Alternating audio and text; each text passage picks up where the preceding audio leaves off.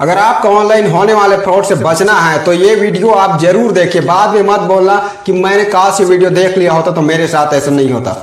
नमस्कार दोस्तों, मेरे मोटिवेशनल यूट्यूब चैनल पर आपका स्वागत है। दोस्तों, मैं फालतू बात नहीं करता क्योंकि मेरा काम आपको एंटरटेन करना नहीं है, मेरा काम आपको जागरूक करना है, आपको अलर्ट करना है। आप सबने सोशल मीडिया में जरूर देखा होगा कि आपके मोबाइल पर कोई लिंक आता है और उससे आप टच करते हो, आपके अकाउंट से लाखों रुपए उड़ जाते हैं। दोस्तों, ऐसे ऑनलाइन ठगी से बचने के लिए आप मेरा वीडियो जरूर देखिए। यह सावधान भारत का पहला एपिसोड है। इसमें आपको ऑनलाइन होने वाली ठग की घटनाओं की असली स्टोरी बताई जाएगी। सावधान भारत शो में जितने भी घटनाएं बताए जाएंगे वो सब रियल स्टोरी से प्रेरित होंगे। अगर आप इन फ्रॉड स्टोरी को देख लेते हैं तो आपके साथ इस तरह का फ्रॉड कभी नहीं होगा, क्योंकि आपको स्टोरी पहले से पता होगा। तो इस तरह से कोई आपको बेवकूफ नहीं बना पाएगा। दोस्तों, तो चलिए शो स्टार्ट करते हैं। यह स्टोरी बालको नगर में रहने वाले एक लड़के की है। कृष्णा नाम का लड़का कपड़ा का छोटा सा दुकान चलाता था। उसने अपने दोस्तों, रिश्तेदारों और कुछ बैंक से कर्जा लेकर दुकान शुरू किया था, लेकिन लॉकडाउन के दौरान उसका बिजनेस भी ठप पड़ गया। एक दिन कृष्णा को उसके दोस्त ने एक रीसेलिंग ऐप के बारे में बताया जिसमें एफिलिएट मार्केटिंग करके वो पैसा कमा सकता था। दोस्त के कहने पर कृष्णा ने रीसेलिंग ऐप डाउनलोड कर लिया और उसमें धंधा करना शुरू कर दिया। रीसेलिंग ऐप में क्या है, अगर आप रीसेलिंग ऐप से पैसे कैसे कमाते हैं, आप रीसेलिंग ऐप में जाइए और प्रोडक्ट का लिंक अपने दोस्तों तक शेयर करिए। अगर सामने वाला उस लिंक से और प्रोडक्ट खरीदता है तो उससे आपका कुछ परसेंट बनता है। कृष्णा का धंधा अब बंद हो चुका था, इसलिए उसने अब रीसेलिंग ऐप से ही पैसा कमाने की ठान ली। दोस्तों, कृष्णा का धंधा जैसे तैसे चल ही रहा था। उसने अपने दोस्तों, रिश्तेदारों को शेयर करके कुछ पैसे भी कमाना शुरू कर दिया था। उसने प्रोडक्ट का लिंक फेसबुक ग्रुप में भी डाला था। एक दिन हुआ यूं कि विजय नाम के आईडी से मैसेज आया था कि भैया मुझे 20 पीस टी शर्ट चाहिए। इस पर कृष्णा ने उसे रिप्लाई दिया, हाँ आपको मिल जाएगा, बस आप अपना मोबाइल नंबर और एड्रेस, पिन कोड मैसेज कर दीजिए। इस पर विजय ने कहा कि भैया मैं अपना डिटेल पब्लिकली शेयर नहीं कर सकता, आप मुझे अपना व्हाट्सएप नंबर दीजिए, मैं आपको व्हाट्सएप पर मैसेज करता हूँ। कृष्णा भी इतना बेवकूफ नहीं था कि वह हर किसी को अपना नंबर मारते फिरे।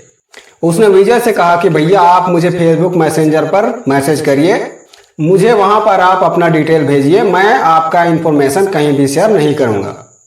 इस पर विजय ने कहा कि नहीं भैया, मुझे आपका व्हाट्सएप नंबर दीजिए, मुझे आपसे पर्सनली बात करना है।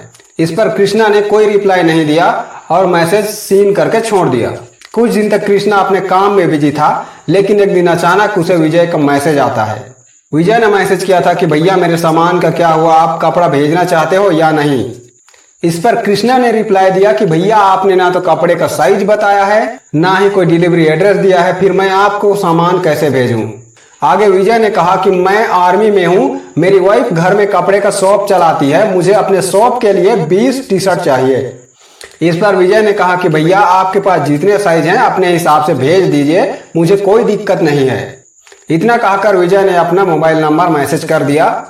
दोस्तों, यहीं से फ्रॉड की शुरुआत होती है। विजय ने मैसेंजर पर अपना आर्मी वाला आईडी कार्ड भेजा, साथ ही उसने एड्रेस प्रूफ के लिए अपना आधार कार्ड का फोटो भी भेजा। इससे कृष्णा को उस पर यकीन होने लगा, लेकिन उसके साथ जो होने वाला था वो जानकर आप हैरान हो जाओगे। आगे कृष्णा ने पूछा कि आप पेमेंट कैसे करोगे, कैश ऑन डिलीवरी सर्विस भी अवेलेबल है, आप चाहो तो ऑनलाइन पेमेंट भी कर सकते हो। जवाब में विजय ने कहा कि मैं ऑनलाइन पेमेंट करना चाहता हूं, आपको कोई दिक्कत तो नहीं है। कृष्णा ने उसके हाँ में हाँ मिलाकर कहा ठीक है, आप जैसा पेमेंट करना चाहो आप करो, हमें कोई दिक्कत नहीं है। इसके बाद विजय ड्यूटी का बहाना बनाकर लगभग हफ्ते भर तक गायब रहा। उसने ना तो कृष्णा को कोई मैसेज किया, ना ही कोई कॉल्स। इस बीच कृष्णा ने उसे कई बार मैसेज किया था, लेकिन विजय ने कोई रिप्लाई नहीं दिया। कृष्णा को भी लगने लगा था कि विजय आर्मी में है, इसलिए वो ड्यूटी में होगा, बिजी होगा, तो उसे ज्यादा डिस्टर्ब करना ठीक नहीं। उसको जब फुर्सत मिलेगा तब वह रिप्लाई करेगा। कृष्णा को लगभग 10,000 का ऑर्डर मिला था, तो वह ऑर्डर ऐसे जाने नहीं देना चाहता था, इसलिए कृष्णा ने मैसेज में अपना मोबाइल नंबर छोड़ दिया था। कुछ दिन बाद विजय ने उसे व्हाट्सएप पर मैसेज किया कि भाई मुझे अपना सामान चाहिए, आप सामान कब भेज रहे हो। कृष्णा ने उसे सामान का दाम बताया। विजय ऑनलाइन पेमेंट करने के लिए तैयार था। विजय ने कृष्णा से यूपीआई आईडी मांगा। कृष्णा ने बिना किसी झिझक के अपना कस्टमर जान के उसको अपना यूपीआई आईडी दे दिया।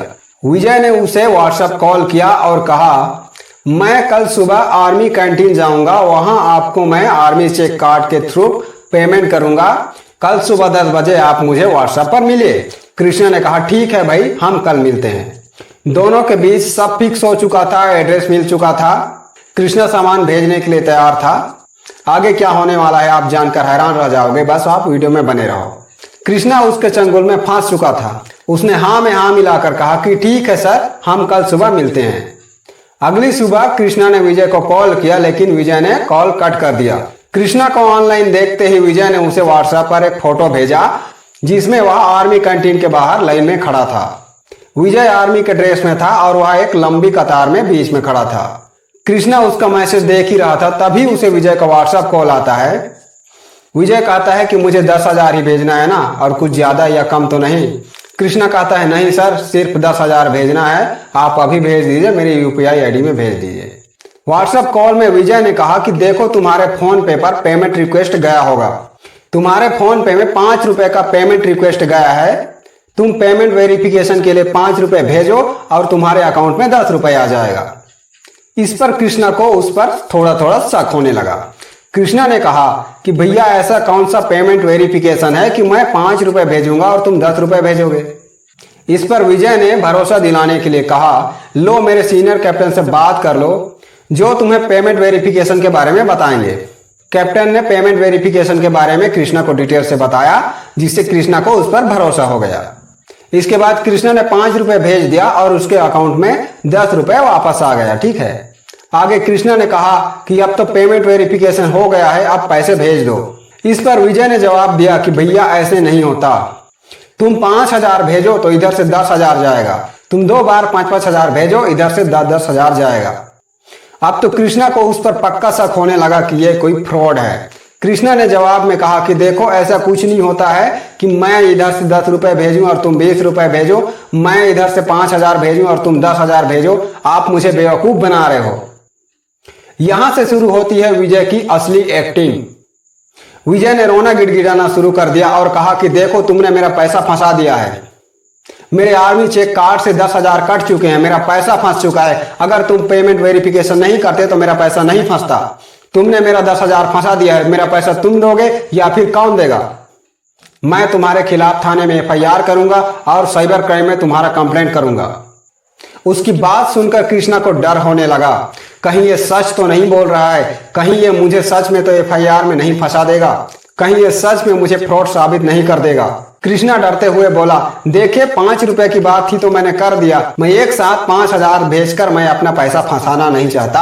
अगर आपने 10,000 वापस नहीं भेजे तो मेरा क्या होगा? इस पर विजय रोने लगा, गिड़गिड़ाने लगा और कहने लगा कि मेरे बीवी बच्चों का क्या होगा, तुमने मेरा 10,000 फंसा दिया, अगर तुम्हें नहीं भेजना था तो पहले ही मना कर देते, जबरन मेरा पैसा फंसाने की क्या जरूरत थी? क्या तुम्हें इंडियन आर्मी पर भी भरोसा नहीं है? मैंने तुम्हें अपना आई कार्ड भेजा, अपने कैप्टन का आई कार्ड भेजा, फिर भी तुम मुझ पर भरोसा नहीं करते। अगर तुम एक आर्मी मैन के साथ खेल करते हो तो तुम्हारे साथ बहुत बुरा होगा, तुम्हारा करियर बर्बाद कर दूंगा, तुम्हारी जिंदगी बर्बाद कर दूंगा। उसकी बात सुनकर कृष्णा बहुत ही डर गया। वह सोचने लगा कि मैंने क्या कर दिया, अब तो मुझे पैसा भेजना ही पड़ेगा। कृष्णा डरे हुए आवाज में बोलता है कि सर मेरे से जो भी हुआ उसके लिए मैं माफी चाहता हूं, लेकिन मैं एक साथ 5,000 नहीं भेज सकता। इस पर विजय बोलता है कि देखो तुम एक साथ 5,000 नहीं भेजते तो 1-1 हजार करके पैसा भेजो और इधर से 2-2 हजार जाएगा। कृष्णा भले ही डरा हुआ था, लेकिन उसे विजय पर पूरी तरह विश्वास नहीं हो रहा था। कृष्णा का एक दोस्त पुलिस थाना में खाना बनाता था। कृष्णा को लगा कि शायद अपने दोस्त से कुछ मदद लेनी चाहिए, कुछ जानकारी लेनी चाहिए कि इस तरह का कुछ पेमेंट होता है या फिर नहीं। उसने सोचा कि थाना में कोई तो आर्मी मैन होगा जिससे मैं पूछ सकूंगा कि आर्मी चेक कार्ड से कैसे पेमेंट होता है और ये सब सही बोल रहे हैं या फिर झूठ। उसने किसी तरह विजय और उसके कैप्टन को बातों में उलझाए रखा और वह थाना पहुंच गया। पुलिस थाना में उसने अपने दोस्त को सारी बात बताई। उसके दोस्त ने आर्मी के जवानों को बात बताई तो उन्होंने सारा खुलासा कर दिया। चंद मिनटों में पूरे पुलिस वालों में यह बात फैल गई। अब कृष्णा का मैटर पुलिस वालों ने हैंडल करना शुरू कर दिया। पुलिस वालों ने काफी टाइम तक विजय और उसके कैप्टन से बहस किया, पर विजय और उसका कैप्टन लगातार पुलिस वालों को भी गाली गलौज कर रहे थे, साइबर क्राइम में कंप्लेंट करने की धमकी दे रहे थे। एक आर्मी के जवान ने गूगल पर आर्मी चेक कार्ड सर्च करके दिखाया, जिसमें बताया गया था कि ये लोग आर्मी चेक कार्ड के नाम से ऐसे ही फ्रॉड करते हैं और सेम स्टोरी बार बार दोहराते हैं। इसमें ये फ्रॉड गलती ये करते हैं कि सेम कैप्टन का आईडी प्रूफ ये बार बार भेजते हैं और वही आधार कार्ड वही आईडी प्रूफ भेजकर पकड़े जाते हैं। कृष्णा ने जब गूगल में आर्मी चेक कार्ड फ्रॉड के बारे में पढ़ा तो उसके पैरों तले जमीन खिसक गया। वह सोचने लगा कि मैं इस बार बाल बाल बच गया हूं, अगर मैंने ये स्टोरी पहले पढ़ लिया होता तो मेरे साथ ये बिल्कुल नहीं होता। दोस्तों कृष्णा तो किसी तरह बच गया, लेकिन अगर आपने ये स्टोरी नहीं देखा होगा या फिर नहीं पढ़ा होगा तो आप इस तरह के फ्रॉड से नहीं बच पाओगे। आप आर्मी चेक कार्ड फ्रॉड के बारे में जाइए और गूगल में डिटेल से पढ़िए। दोस्तों इस स्टोरी में मैंने नाम बदल दिया है, ये घटना रियल में मेरे साथ हुआ है। इस स्टोरी में जो कृष्णा का कैरेक्टर है वो मैं ही हूं। मेरे साथ एक फ्रॉड वाले इंसिडेंट हुआ था, मैं बाल बाल बच गया हूं। दोस्तों मैं आपसे रिक्वेस्ट करना चाहता हूं कि आप इस फ्रॉड स्टोरी को अपने दोस्तों अपने परिवारजनों तक शेयर करो ताकि वो भी इस तरह के फ्रॉड से बच सके। दोस्तों सावधान भारत का ये पहला एपिसोड था। ये एपिसोड आपको कैसा लगा आप कमेंट बॉक्स में जरूर बताएं।